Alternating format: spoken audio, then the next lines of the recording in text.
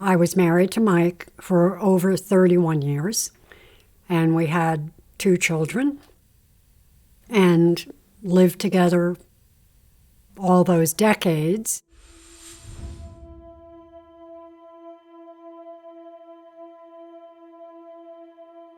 And one day, while Mike was in London, I was not hearing from him at all. I didn't get any messages or normal letter, even if it's a little note or anything, and found out that he had left.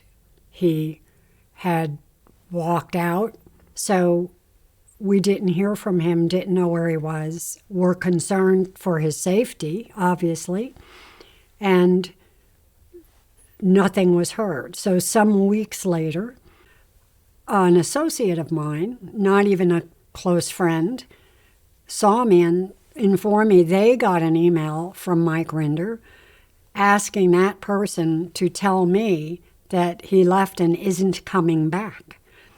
So literally this person isn't even like a close friend at all. So that is how Mike Rinder, after over 3 decades of marriage and raising 2 children, determined to tell me he was leaving us and he deserted the whole family and broke all agreements and just didn't say a thing, and just that was it. So some months later, also quite out of the blue, I was informed that my son was diagnosed with cancer, a rare form of malignant melanoma called desmoplastic melanoma. And he was 24 years old, and they didn't give him many years more to live. It's a very aggressive cancer. So at that point, the world changed, like our lives changed at that point. So it was determined the only way to get rid of it, in his case, is to take it out. So he had a surgery, and they had to take, it's his right side, this whole part of his face off, and go in and get it all out because it had traveled.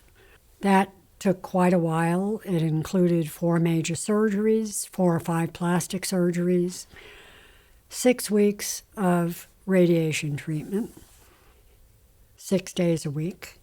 And that was gruesome, okay? It's horrible. It's painful.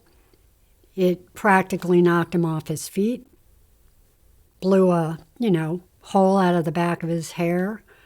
He had all sorts of repercussions.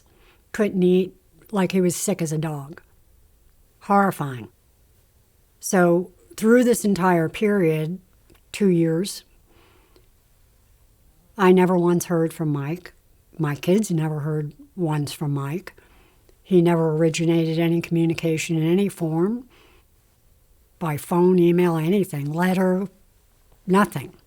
So in April 2009, Benjamin was just starting on his recovery and had completed his surgeries and radiation treatment. And I felt then there was some leeway or time to possibly get a hold of Mike and just inform him. That's all, out of courtesy. So Mike was living in Denver at the time, so I flew out to Denver, and Mike didn't want to speak to me. So after I came back from Denver, it was like, okay, I never heard anything ever, so we carried on with our lives. The concentration, obviously, being Benjamin's recovery, everything to do with it.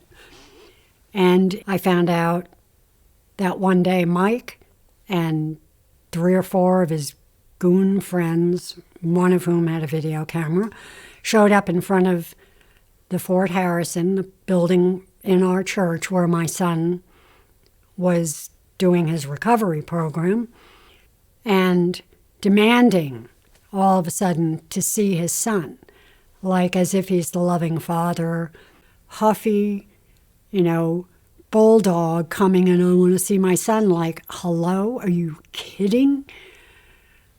You know, it's a lie. So at that point, realizing, whoa, this is not good, and this cannot continue, and he isn't going to continue to do this to Benjamin, Taryn, me, or anyone. So we determined, yeah, we're going to go, and maybe 3-4 of his former associates and very good friends for decades who had concern about Mike as well. And Andrew, his brother, we went to see Mike.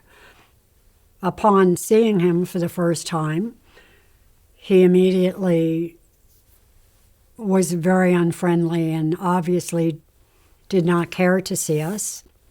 So all of a sudden, he just grabbed my arms and crossed them in a vice. He was crushing me. I was pinned. I couldn't move.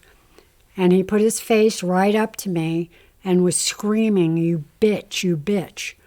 And then I could hear through my ear my bones starting to crack.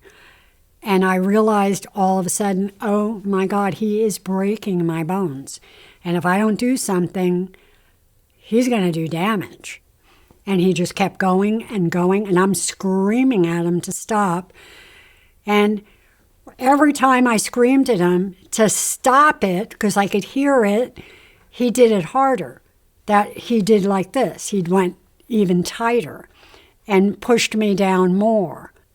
It was clear he did it in such a way that he was hiding it, like so he didn't want anyone else to see it. All of a sudden, not because I said stop, he just went like this and let go and did this and walked away in a huff. And I'm like, wow, that was psychotic. The whole thing was psychotic. So I'm like a little bit kind of in shock. Didn't expect that. And I turned around and saw blood at my feet in a little puddle and was sort of like, wow, where did that blood come from? And then I looked and it was pouring down my arm, down my fingers onto the ground. Mike had walked some feet away, and I went and showed him, look what you did to me. Like, you just did this to me. And he said, I don't care. You know, in the manner Mike Rinder says that, which is pretty flippant. So an ambulance was called, and they treated these immediate injuries. And then eventually, after that, the thing very much swelled up, and I couldn't move my arm at all, or bend my elbow even. And this persisted. So I went to the doctor, of course, and various handlings were done to try physical therapy as a means of correcting that, of like massages and stuff and hot packs, all the routine handlings one would normally do. And over a period of many months, this did not improve it whatsoever. And I still had the same pain that I had initially. It ended up that he had actually pulled my right shoulder blade down, and it's permanently stuck there. Like, my right shoulder blade is down, like it's not parallel with my left one. So there's this constant, it's been there ever since the day shoulder blade sit. But he also damaged a bone. The nerves, I had a hole in my arm here. I had all sorts of nerve damage up here. So the long and short of it is I had a MRI that showed what was really going on. I had surgery to correct it, correct that bone, handle as much of the other scar tissue and all sorts of stuff that had happened in there. But basically, the sum up of it is that to this day, even with all of that, and then follow-up physical therapy, I did eventually was able to move my arm. But it's never going to be normal. It's like permanently to an exact point that they can't get it. It can't get any better. It's not going to. So it's permanently this way. Permanently, I have a permanent swelling, all sorts of stuff. And that's the way it is. And that is what I was left with as a result of Mike Rinder attacking me. So a few months later, we decided to go on vacation with the rest of the family, the whole family, everybody, who I am very close with. Over the many decades, I've known them as well. And we decided, as his mother was getting older in age and wanted to do something, we would take her somewhere different. So we went on a vacation to various parts of Australia. And she loved it, and we had a great time. We finished our vacation.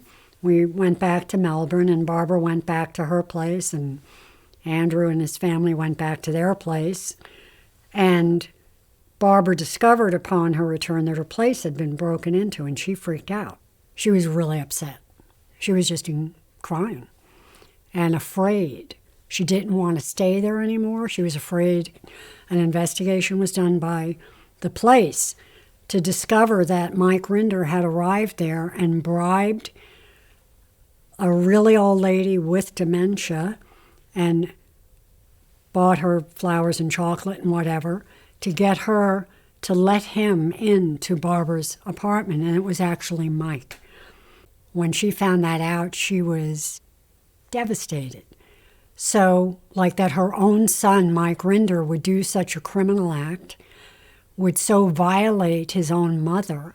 And she said, I can't stop thinking that I actually raised a monster because I'm Mike Rinder's mother. And she wrote to him and just wanted to hear back and said in the letter, just want to hear back, you've reformed, you've changed your ways, etc. She never heard. She died asking, have I heard from Mike yet? And no, none of us did. She didn't hear. That's what she died with, waiting for Mike Rinder to make any kind of motion or communication, apologizing or anything to show he's any one cell in his body was a decent human being and that she would rest in peace. And she did not get that. And she passed away with a heavy heart because of that.